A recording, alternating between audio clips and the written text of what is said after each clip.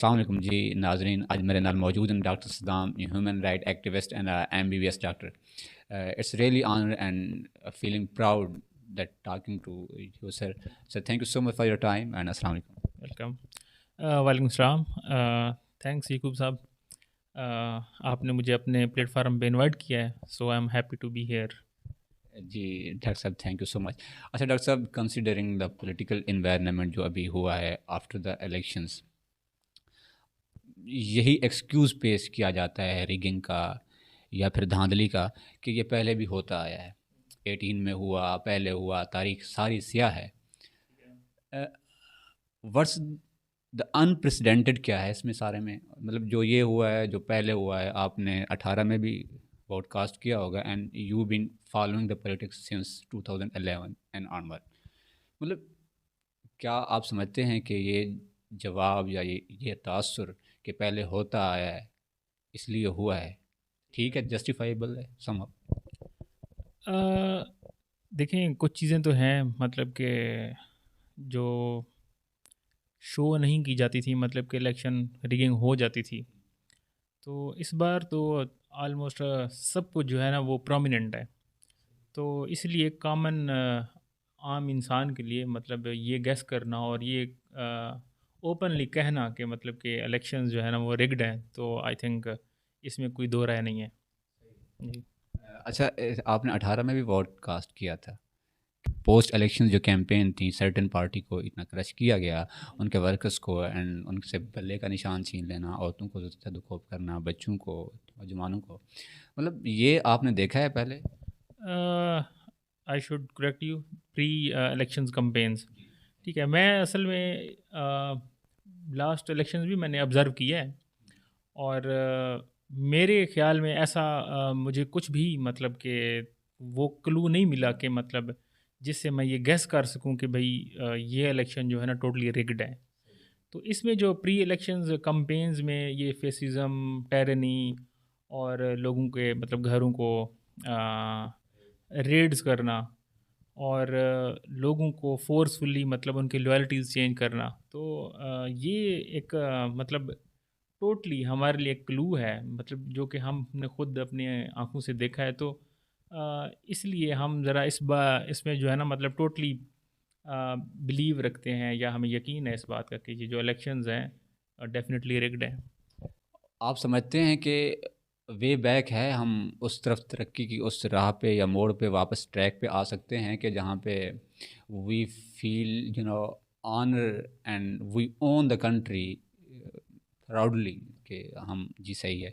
क्या उस ट्रैक पे अब वापस आया जा सकता है अपने मुआशी हालात को, पॉलिटिकल हालात को या समाजी हालात को बेहतर करके? ये आपने बहुत अच्छा क्वेश्चन किया है। इसमें मैं ये कहूँगा कि देखिए, एक टर्म है ट्रुथ एंड रिकन्सिलिएशन।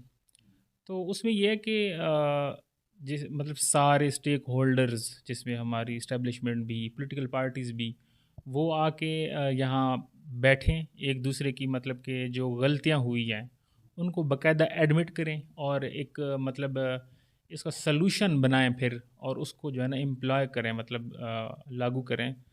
तो तब जाके मेरे ख्याल में हम उस कंडीशन पे जा सकते हैं। दिस इज़ द आइडियलेस्ट सिचुएशन जो आपने क्रिएट करके दी हमें। ये प्रैक्टिकली पॉसिबल है, आप समझते हैं? दूसरी बात ये कि सेकंड पार्ट अगर मैं इसको इलेबोरेट करूं तो इस क्वेश्चन का, तो चीज़ें काफ़ी सारी ऐसे मतलब कि डार्क एंड में जा चुकी हैं, जिसमें एक ग्रुप के साथ या मतलब कि कोई भी अपने आप को एक ग्रुप कंसीडर करना चाहे तो उनके साथ जो है ना बहुत ज़्यादा अनजस्टिस हो चुका है, जिसमें आई आई डोंट थिंक कि मतलब कोई भी बिलीव करेगा इस बात पे, या मतलब कोई भी चाहेगा विश मतलब कोई भी विलिंग होगा कि अब मतलब कि ट्रूथ एंड रिकन्सिलेशन होनी चाहिए। तो everybody would be seeking their right, मतलब कि जो भी उनके साथ अनजस्टिस हुआ है ना उसके लिए। सही है। अच्छा, आपके सर्कल में भी बहुत सारे दोस्त होंगे जिन्होंने फेस किया होगा इन सारी चीज़ों को प्री जो है इलेक्शंस कैंपेन्स के दौरान। अ, उनके तासुरात जब आप देखते हैं या उनके चेहरे पढ़ते हैं या आप उनके जो कन्वर्सेशन सुनते हैं, आपके दोस्त भी होंगे यकीनन, तो आप समझते हैं जिस ट्रॉमा से वो गुज़रे, क्या रियासत उनको कभी अपने मुल्क से, अपनी मिट्टी से वापस मोहब्बत करना सिखाएगी? अ, अब तक जो मतलब सिचुएशन रही है, अम, इससे लगता है कि कोई भी मतलब हमारे इदारे हैं वो स्टबर्न है इस चीज़ के लिए कि मतलब वो उनको शायद पब्लिक की फीलिंग्स का कोई उससे वो मतलब मैं क्या कहते हैं कि समझ लें कि ताल्लुक या उस पे कोई कंसर्न नहीं है। ठीक है, तो पब्लिक की फीलिंग्स का कोई कंसर्न नहीं है। अगर ऐसा कुछ होता तो मेरे ख्याल में it's been a long time, a year is a long time. तो उसके लिए ये काफ़ी टाइम है। तो अगर इन्होंने सीखना होता या कुछ अवाम के मतलब फीलिंग्स को अगर ये कंसर्न होते उसके लिए तो शायद वो कर लेते इस बात पे, लेकिन लगता नहीं है। अच्छा डॉक्टर साहब, जो political parties, main stream political parties हैं पाकिस्तान में इस वक्त, आप किसको close to the reality and close to the competency level जो ये सारे चैलेंजेस को जो है हल कर सके, आप किसको समझते हैं वेरी प्रिसाइजली?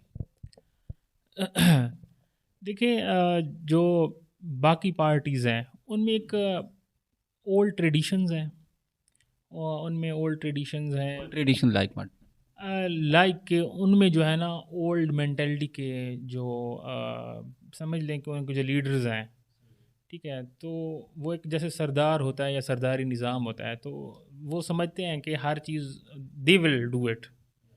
तो फाइनली वो हर इदारे पे अपना हक समझते हैं। तो इस मेंटालिटी के साथ तो आगे प्रोसीड करना मुश्किल है।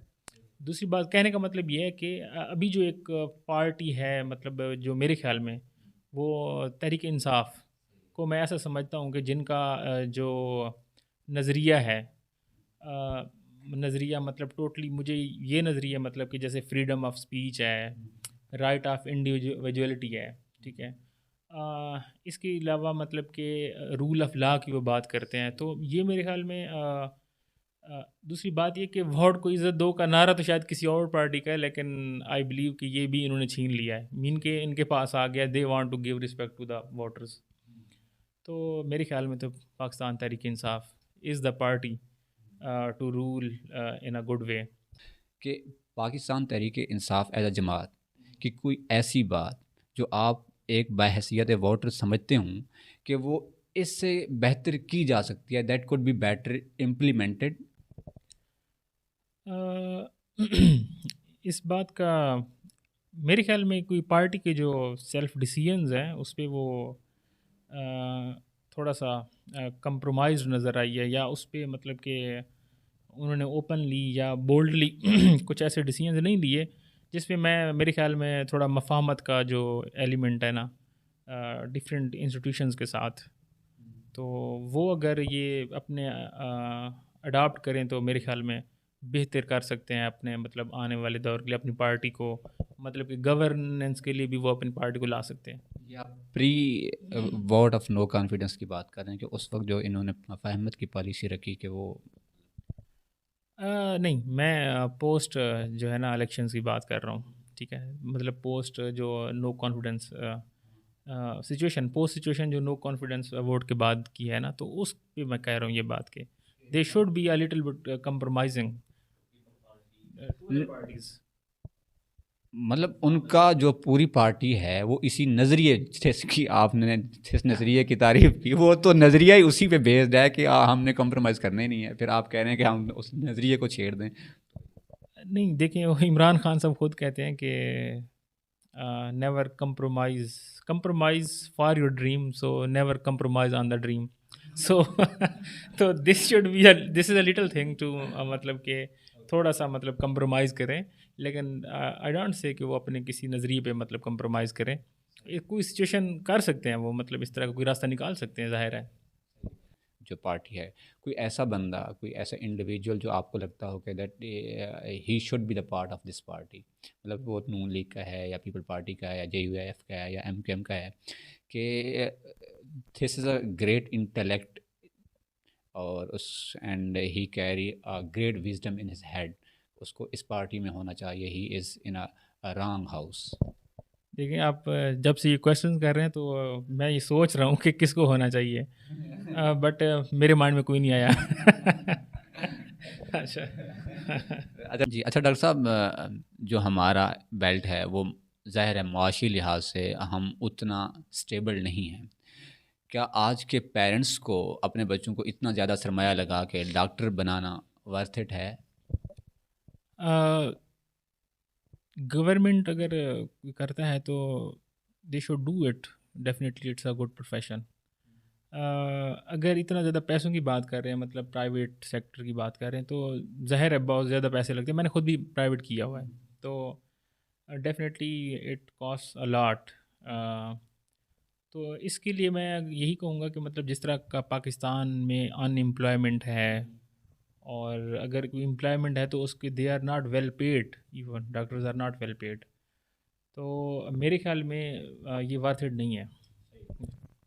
अच्छा डॉक्टर साहब, जो बिन Islamabad. Sorry, otherwise it's a well recognized field. मतलब इसकी जो फॉरेन में जो इसकी इम्पोर्टेंस है इस फील्ड की भी, और it's a Nobel field. So thank you.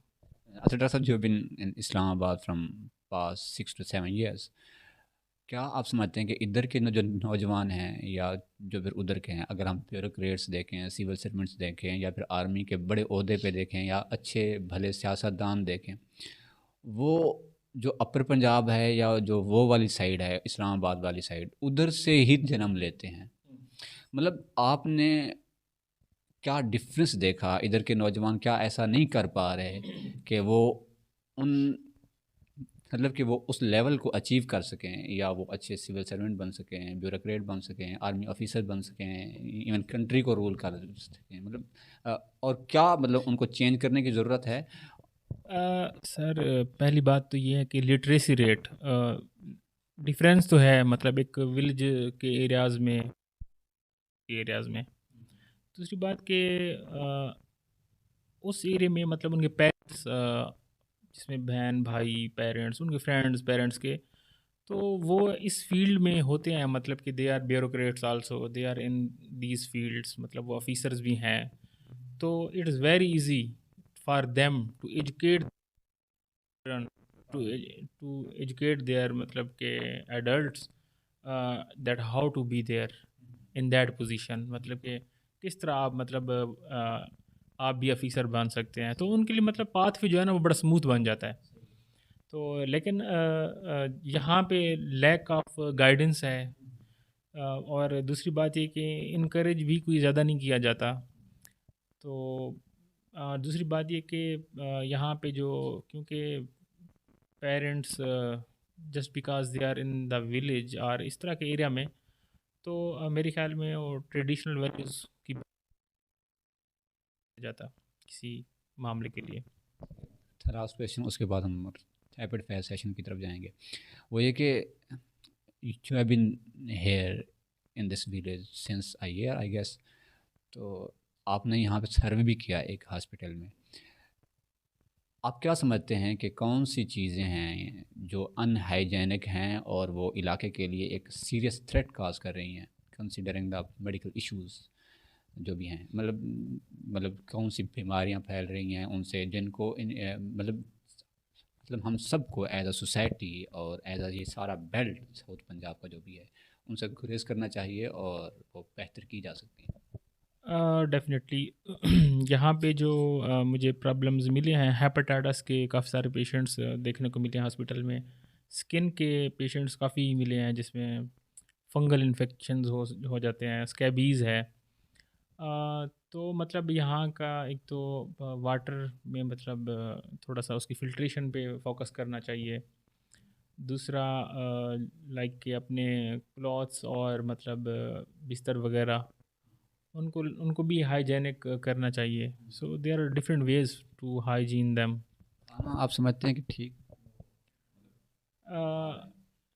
वैसे ये भी दिया जाता है ना कि हम देसी खाना खा रहे हैं, या जो हमारी सब्ज़ी है हम खुद ही वो करते उगाते हैं, तो हाँ, अलबत्ता वेजिटेबल्स तो definitely they are good for health. मतलब अगर हम देसी खाने की बात करें तो देसी खाने में सिर्फ वेजिटेबल्स नहीं आती। तब अगर जेंडर इनइक्वालिटी की बात करें, जो हमारा अगेन जो हमारा बेल्ट है उसमें, this is the male dominant society, a patriarchal society जहाँ पे हम आप रह रहे हैं।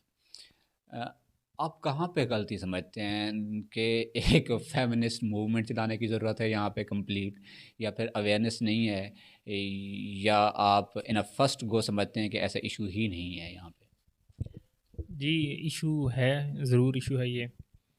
एक्चुअली हम अपने रिलीजन को मतलब इतना अगर हमें रिलीजन ने मतलब इस चीज़ मेल को मतलब थोड़ी सी फोकियत दी है, तो समझ लें कि हम उस बिहाफ पे हम ज़्यादा एक्सट्रीम चले गए हैं।